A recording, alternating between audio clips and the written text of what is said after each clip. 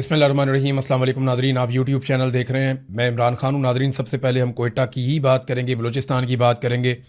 कोयटा का जो कोयला फाटक है उसके पास मुजाहिरीन का धरना अभी भी जारी है और उनके साथ मैयतें भी हैं। उन्होंने शहदा को अभी तक दफनाया नहीं है और ये शहदा वो हैं जो कौम के ऊपर कुर्बान हुए। पहली मरतबा ऐसा हो रहा है कि जिन पुलिस एहलकारों ने कौम के लिए कुर्बानी दी है, वतन के लिए कुर्बानी दी है, उन्हीं की लाशें रख के उनके घर वाले एहतजाज करने के लिए बैठे हुए हैं। देखें, इससे पहले याद रखिएगा कि जहाँ पे दहशतगर्दों ने किसी को मारा और वो कोई आम लोग थे तो वो एहतजाज करने के लिए बैठे। इससे पहले जो शिया हज़ारा कबाइल हैं कोयटा में, बलूचिस्तान में, वो एहतजाज करते थे और उनका एहतजाज होता था इस नौइयत का, और वो दबाव डालते थे हुकूमत पर कि हमारे मुतालबात माने जाएँ, हमारा बार बार कत्लेआम हो रहा है, और बड़े जायज़ उनके मुतालबात होते थे। इसी तरह से मुख्तलिफ़ जगहों पे जब रियासत जुल्म करती है किसी के साथ तो लोग लाश सड़क पे रख के एहतजाज करते हैं। अब यहाँ बड़ी अजीबोगरीब चीज़ हो गई है कि जो सरकारी मुलाजमीन हैं, पुलिस वाले हैं, उनकी लाशें लेकर लोग सड़कों पे बैठे हुए हैं। और फार्म 47 की जो जाली हुकूमत बनाई गई है वो इतनी बेहिस है कि वो आवाम के दुख और तकलीफ से मुकम्मल तौर पर लाताल्लुक़ लग रही है। अब ये जो कोयला फाटक है कोयटा में, इसके मनाज़र मैं देख रहा हूँ, मेरे सामने इधर स्क्रीन पे मौजूद हैं। यहाँ हज़ारों लोग मौजूद हैं इस वक्त, रात के वक्त, और लोग एहतजाज कर रहे हैं। लोग अपने मुतालबात मनवाना चाहते हैं और इनसे बात करने के लिए कोई नहीं आ रहा। मैयतें जो हैं वो वहाँ पे मौजूद हैं। इसके बावजूद हुकूमत में बहुत बेहिसी है। आसिम मुनीर साहब आए, शहबाज शरीफ साहब आए, प्राइवेट जेट्स के अंदर आए, लेकिन इन लोगों को मिले नहीं, इनके मुतालबात सुने नहीं, क्योंकि मामला बड़ा संगीन नौइयत का है। और ये चीज़ें मैं आपके सामने रख देता हूँ। बीबीसी ने इसके ऊपर लिख दिया बाकायदा। पाकिस्तान के मीडिया को तो लिखने की कोई इजाज़त ही नहीं है। ना पाकिस्तान का मीडिया लिख सकता है, ना टीवी चैनल्स के ऊपर बोल सकता है। और पाकिस्तान में जो भी सहाफ़ी इसको रिपोर्ट करेगा उसके साथ क्या होगा, जो सोहराब बरकत के साथ हुआ, जो इस वक्त रज़ी ताहिर के साथ हो रहा है, या जो अहमद फरहाद के साथ हुआ। ये हसास तरीन मामलात हैं और इन पे बात करना बहुत ज़रूरी है। अगर आप बात नहीं करेंगे तो पाकिस्तान का नुकसान होगा। अगर आप बात करेंगे तो पाकिस्तान के रियासती इदारे आपका नुकसान कर देंगे, और वो लगातार ऐसा करते चले आए हैं। सहाफ़ियों ने इसको पहले भी बहुत भुगता है, अभी भी भुगत रहे हैं, लेकिन इंशाल्लाह इसका मुकाबला करेंगे। अब सूरत हाल आप ये देखें, बीबीसी रिपोर्ट कर रहा है। बीबीसी ये बताता है कि ये मुख्तलिफ लोगों की इंटरव्यू की उन्होंने।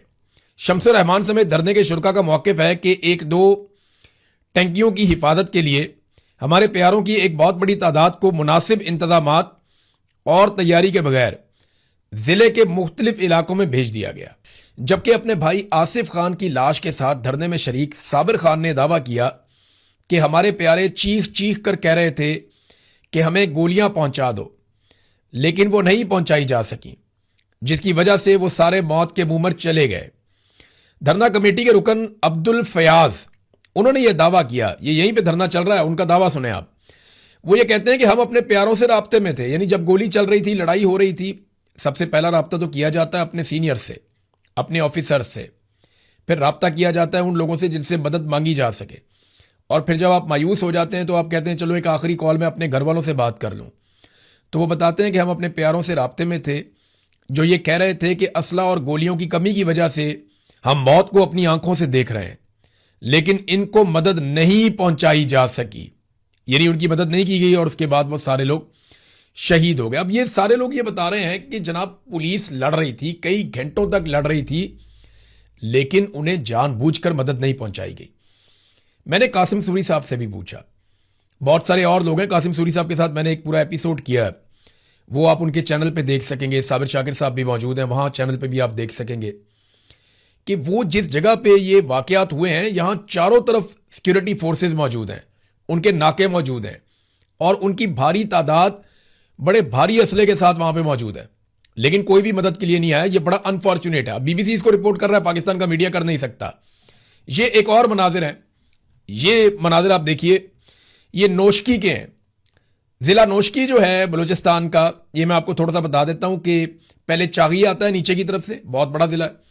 चागी से ऊपर जो है वो नोशकी है, और नोशकी की जो सरहद है वो ना सिर्फ चागी के साथ लगती है बल्कि उसके साथ साथ बहुत सारे और ज़िले हैं, यानी एक तरफ इसको थोड़ा सा एरिया कोयटा का लगता है, मस्तूंग है, कल्लात है, तो ये बीच में एक ज़िला है नोशकी का। अब वहाँ के मनाजिर आ रहे हैं कि बीएलए वाले पुलिस की गाड़ियों में शहर का गश्त कर रहे हैं, यानी जो सरकार ने गाड़ियाँ लेकर दी हैं पुलिस को, उन गाड़ियों पे कब्जा कर लिया बीएलए ने और वो शहर का गश्त कर रहे हैं। कौन करेगा पाकिस्तान की हिफाजत? कैसे होगी पाकिस्तान की हिफाजत? दहशतगर्द आते हैं, जिस चीज़ का दिल करता है वो लेकर चले जाते हैं, जिस सड़क पे दिल करता है वो नाके लगा देते हैं। और निमटने का फार्मूला हमारा कई दहाइयों से यही है कि एक नई प्रॉक्सी हम बना देते हैं, एक नई ताकत हम खड़ी कर देते हैं, उस ताकत से हम थोड़े बहुत नताइज हासिल करते हैं, अगले दिन वो ताकत हमारे गले पड़ जाती है। तो रियासत की रिट कहीं भी नहीं है। और मुझे बड़े अफसोस के साथ ऐसा कहना पड़ता है कि मुझे ऐसा लग रहा है कि शायद बलूचिस्तान में कोई ये चाहता नहीं है कि रियासत की रिट कायम हो या अमन व अमान पैदा हो जाए, क्योंकि अगर बलूचिस्तान में मुकम्मल अमन व अमान हो गया तो वहाँ के लोग कहेंगे कि सेहत दो, तालीम दो, मादनियात का हिसाब दो, कितनी मादनियात निकल रही हैं, कौन सा मुल्क ले जा रहा है, हमें बताया जाए कि इसमें से कितना माल निकलता है, हमारा हिस्सा कितना है। फिर वो सारा कुछ पूछेंगे, वो जवाब मांगेंगे। जब वो जवाब मांगेंगे तो आप जवाब देना नहीं चाहते, लिहाजा उनको उलझा कर रखो कत्लो गारतगिरी में ही। सबसे आसान तरीका यही हुआ सूडान में, यही हुआ अफ्रीका में, दुनिया में जहाँ पे भी मादनियात निकलती हैं दो तरह के नताइज आते हैं, या तो वो लोग बहुत खुशहाल हो जाते हैं, या जहाँ पे मादनियात निकलती हैं वो लोग बर्बाद हो जाते हैं। खुशहाल वो लोग हो जाते हैं जो हिस्सेदार बन जाते हैं, और बर्बाद वो लोग हो जाते हैं जिनके ऊपर ताकतवर आकर मुसल्लत हो जाते हैं कि हमने अब ये मादनियात निकालनी है, इनको आपस में लड़ाओ छोटी छोटी बातों पे। तो वहाँ पे ऐसी प्रॉक्सीज तैयार की जा रही हैं जो लगातार आपस में लड़ती चली जा रही हैं। तो कल आप चागी के मनाजिर देख रहे थे, आज आप नोशकी के मनाजिर देख रहे हैं, और मैं हैरान हो रहा हूँ देख कर के रियासत किधर गई। वो पुलिस वालों की गाड़ियों में बैठ के वहाँ पे गश्त कर रहे हैं, और सरकार क्या कर रही है? सरकार गोंगलुओं से मट्टी झाड़ रही है। ये मुकम्मल तौर पे एक फेलियर हो चुका है, ये बात आप याद रखिएगा। मैं आपको आने वाले दिनों में बहुत सारे सबूत और बहुत सारी चीज़ें दिखाने वाला हूं। मुकम्मल फेलियर हो चुका है, और ये बात पाकिस्तान की मिलिट्री एस्टेब्लिशमेंट को और मौजूदा रजीम को पता भी चल गई है कि इनके हाथ पांव फूले हुए हैं। इन्हें बिल्कुल समझ नहीं आ रही कि ये सारा इल्ज़ाम उठाकर किस पे डालें। इमरान खान गुज़िश्ता 3 साल से जेल के अंदर बंद है, कोई अपोजिशन मौजूद नहीं है। पाकिस्तान तहरीक इंसाफ ने गुज़िश्ता 1-1.5 साल से किसी किस्म का एहतजाज ही नहीं किया, यानी 26 नवंबर 2024 को उनका आखिरी एहतजाज हुआ था। 2025 में इनको फ्री हैंड मिला, 2026 में इनको फ्री हैंड मिला, तो तहरीक इंसाफ ने कोई एहतजाज ना करके भी इनको फ्री हैंड दिया। तो अब ये किसी के ऊपर मलबा डाल भी नहीं सकते। इकॉनमी मुकम्मल तौर पे तबाह हो गई है। दहशतगर्दी इमरान खान साहब के दौरे हुकूमत के मुकाबले में 6 गुना बढ़ गई है, दुगनी हो जाए, तिगनी हो जाए, 4 गुना नहीं 6 गुना बढ़ गई है, और लगातार दहशतगर्दी बढ़ती चली जा रही है। पाकिस्तान दहशतगर्दी से मुतासरा ममालिक की फहरिस्त में दुनिया में सबसे आगे जा रहा है।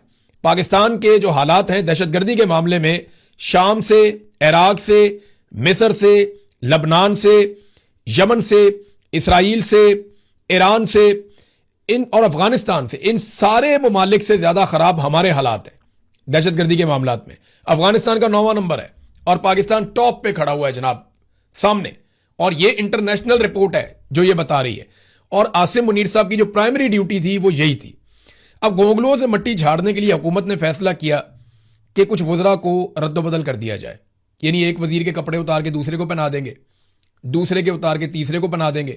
मे भी मोहसिन नकवी का दिल कर रहा हो वजीर खारजा बनने का, तो उसका यूनिफॉर्म बना दिया जाएगा किसी और को, और वजीर दाखिला कोई और बन जाएगा, और वजीर खारजा के कपड़े उतार के मोहसिन नकवी को पहना दिए जाएंगे। बहुत मुमकिन है, बहुत मुमकिन है। ये खेल ऐसे ही खेलते हैं, रद्दोबदल कर रहे हैं, कुछ नए चेहरों को कहते हैं जी शामिल किया जाएगा, और वजीर आजम ने कोई मुशावरत मुकम्मल कर ली। ये सब धोखा है, सब धोखा है।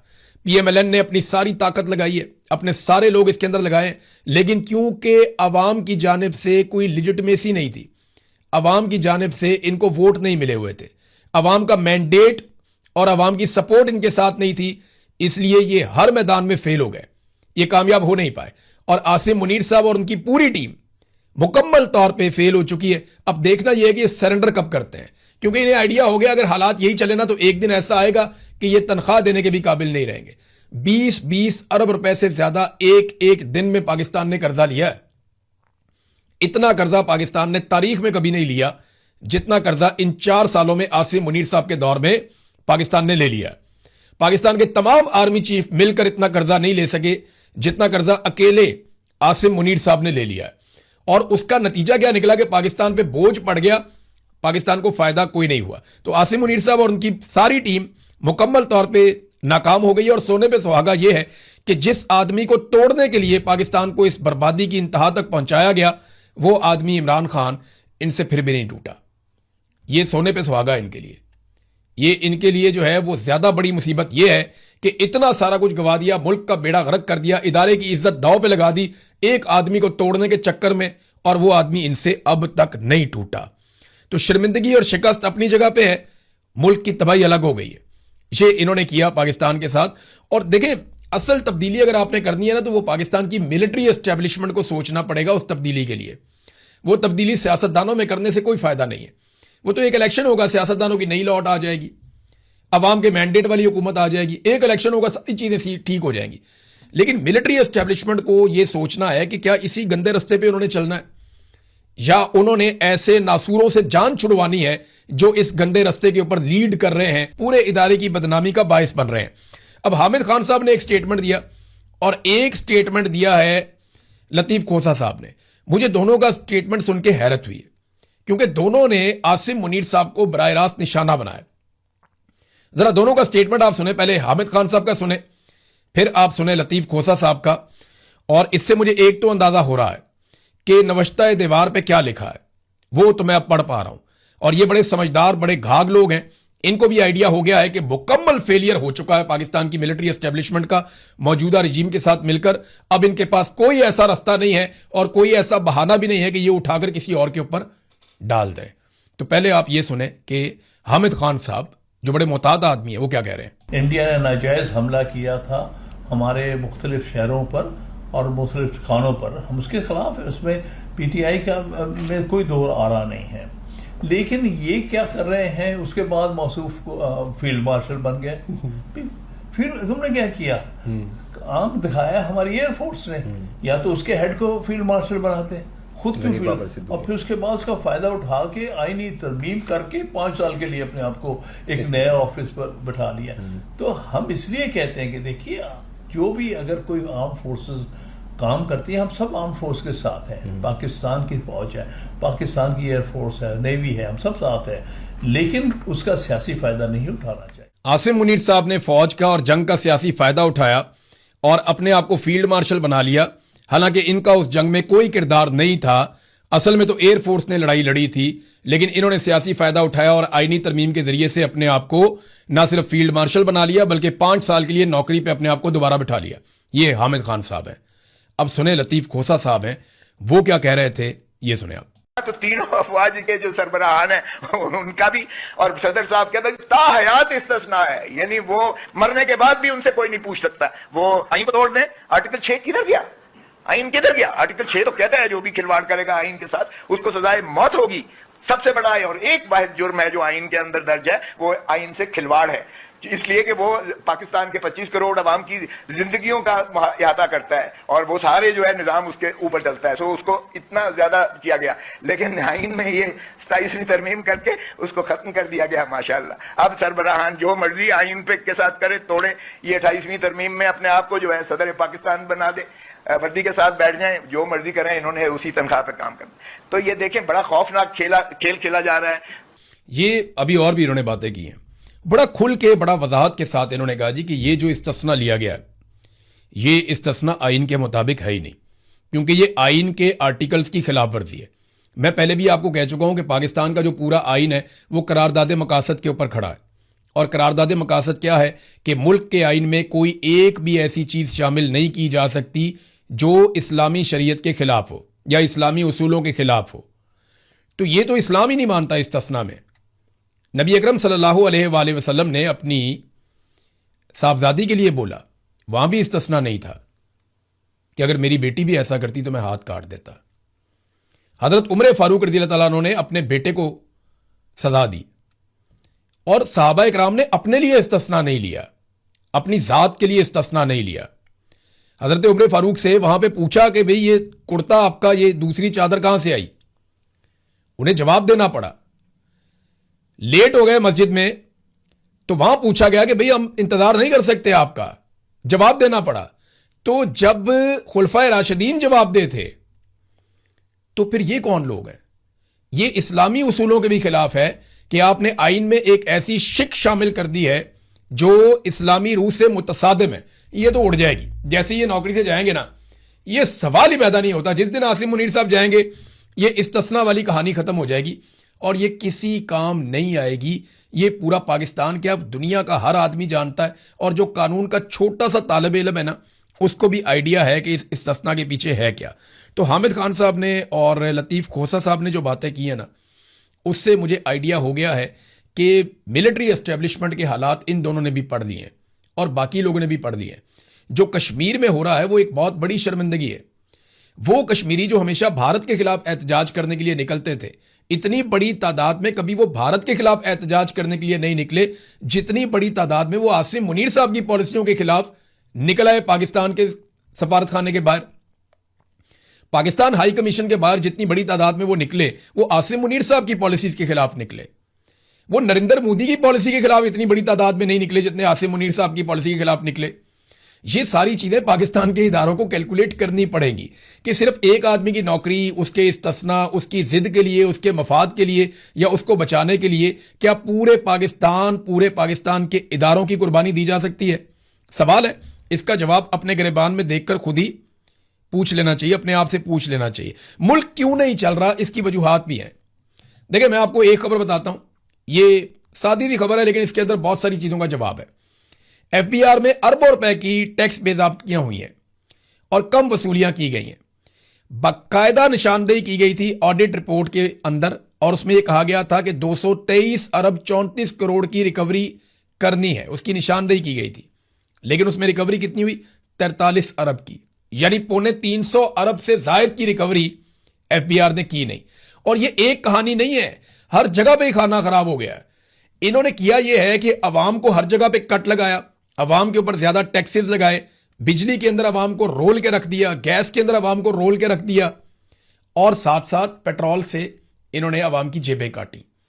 और जो जगह जहां इनका दाव लगा इन्होंने अवाम को लूटा।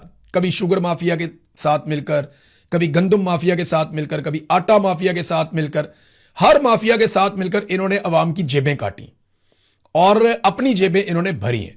मिसाल के तौर पे 4 साल पहले सेनेट चलाने का जो खर्चा था 5 अरब रुपए था इमरान खान साहब के दौरे हुकूमत में, और इस बजट में वो खर्चा 10 अरब रुपए रखा गया, यानी दुगना कर दिया 4 साल में। इनको तो चाहिए था कम करते ना। शहबाज शरीफ ने कहा था कि हम खर्चा बचा रहे हैं, हम कफायत शारी की एक मुहिम चला रहे हैं। तो जिस वक्त ये कफायत शारी कर रहे हैं तो इमरान खान साहब के दौर का 5 अरब का खर्चा बढ़ा के 10 अरब कर दिया इन्होंने। कौमी असम्बली का खर्चा 8 अरब रुपए था, अब उसको बढ़ाकर 17 अरब रुपए कर दिया गया। एमएनए की तनख्वाह 1,88,000 रुपए से बढ़ाकर 5,19,000 रुपए कर दी गई है। बाकी सारी तनख्वाहें आपके सामने। पंजाब में इन्होंने कैसे बढ़ाई है? वो सिर्फ एक सूबा है खैबर पख्तूनख्वा, जहां पाकिस्तान तहरीक इंसाफ के वर्कर ने नहीं बढ़ने दी, वरना वो भी तबाही फेर देते। तो इनकी तवज्जो इस तरफ नहीं है। वो तो इमरान खान साहब ने अपने वर्कर को ट्रेन ही ऐसा किया है कि वो अपनी पार्टी के भी खिलाफ खड़ा हो जाता है। तो तरजीहात जब ये है ना तो तबाही इसी नौयत की आएगी। एक और बड़ी अजीब चीज मैं आपको बताता हूं। समा टीवी है और ये इसके मालिक हैं अलीम खान साहब, आईपीपी वाले, और उनको हुकूमत भी बनाकर दी गई गिलगित बल्तिस्तान में पीपल्स पार्टी के साथ मिलाकर, और बहुत मुमकिन है कि आज़ाद कश्मीर में भी ऐसा ही एक खेल खेला जाए। अब अलीम खान साहब का चैनल जो है ना वो मरियम नवाज की हुकूमत की मंजी ठोक रहा है और वो लिख रहे हैं जनाब के लाहौर में हर तरफ कचरे के ढेर हैं, सीवरेज तबाह हो गई है, पंजाब हुकूमत कुछ हमारा सोच ले, अवाम फरियाद कर रही है, बेड़ा गर्क करके रख दिया। तो ये समा टीवी चला रहा है। क्यों चला रहा है? आप समझदार हैं, या तो कोई काम फंस गया होगा, कोई एनओसी फंस गया होगा, या मरियम नवाज की हुकूमत कोई बात नहीं मान रही होगी, या किसी जगह पे कुछ साबित करना चाहते हैं, थोड़ी बहुत क्रेडिबिलिटी। देखिए मैं एक चीज आपको फिर क्लियर कर दूं कि ये डूबेंगे तो इकट्ठे ही डूबेंगे। फील्ड मार्शल आसिम मुनीर के बगैर नवाज शरीफ और जरदारी का काम नहीं चलना। उनको बहुत लंबा झटका लगेगा, कम से कम उनको सियासत में 5 से 10 साल का नुकसान होगा दोनों को, क्योंकि आसिम मुनीर साहब गए और फौज ने इनका हाथ छोड़ दिया, तो अवाम ने तो पहले ही छोड़ दिया, तो इनको रिकवर करते करते 5 से 10 साल लग जाएंगे। इनको तो इस बात का आइडिया है। और फील्ड मार्शल का गुजारा इन दोनों के बगैर भी नहीं है, क्योंकि अगर इन दोनों ने फील्ड मार्शल का हाथ छोड़ दिया तो उनका हाथ थामने वाला और कोई है ही नहीं। तो ये एक दूसरे की इंश्योरेंस पॉलिसी है। फिलहाल ये एक दूसरे से दूर नहीं जाएंगे, जब ये डूबेंगे तो इकट्ठे ही डूबेंगे। और अब हालात वहां तक पहुंच गए हैं कि पाकिस्तान की हर चीज को इन्होंने वहां पहुंचा दिया कि किसी भी जगह पे वापसी का इनके पास कोई इम्कान नहीं है, सिवाय एक चीज के कि डोनाल्ड ट्रंप के जूते की छतरी अभी भी इनके ऊपर है और ये उसके साथ लटक के फिलहाल गुजारा कर रहे हैं। आखिर में नाजरीन, क्योंकि मैंने ये जिम्मेदारी ली हुई है, मैं आपको बताता रहता हूं, मेरे बहुत सारे पुलिस वाले दोस्त भी हैं, तो रज़ा डार को किसी किस्म का कोई प्रॉब्लम नहीं है। अगर मेरा कोई दोस्त परेशान है उसकी वजह से और उसे ऐसा लगता है कि रज़ा डार पे कोई सख्ती हो रही है, कोई डंडा शंडा मारा गया या किसी जगह पे सोने नहीं दिया गया या कोई सख्ती से इंक्वायरी की गई, तो बिल्कुल नहीं। वो बहुत मौज में है, बड़े मज़े में है, बहुत इंजॉय कर रहा है, बल्कि उसको यकीन दिलाया गया है कि बेफिक्र रहें, हम केस को इस तरीके से हैंडल कर रहे हैं कि जल्दी ही आप पहुंच जाएंगे, आप वापस पहुंच जाएंगे अपने घर, बस मामला थोड़ा ठंडा होने दें। एक दो बड़ी खबरें आएंगी और उन बड़ी खबरों के बीच में रज़ा डार की जमानत हो जाएगी। ये बात आप अभी लिख कर रख लें और ये आने वाले दिनों में किया जाएगा और इसके लिए तैयारी भी कर ली गई है। बाकायदा पुलिस वाले खुद इरिटेट होते हैं, कहते हैं यार हमें लगता है हमने अपना दामाद पकड़ लिया है। क्या मतलब? कहते हैं सर हमें लगता है हमने अपना दामाद पकड़ लिया है। जिस तरह का प्रोटोकॉल इस बंदे का है या जितना ख्याल हम इसका रख रहे हैं, इतना तो घर आए हुए दामाद का ख्याल नहीं रखा जाता। बहरहाल डार का नवासा पकड़ा है, प्रोटोकॉल तो पुलिस को देना पड़ेगा। अब तक के लिए इतना ही, अपना ख्याल रखिएगा, अपने इस चैनल का भी। अल्लाह हाफिज़।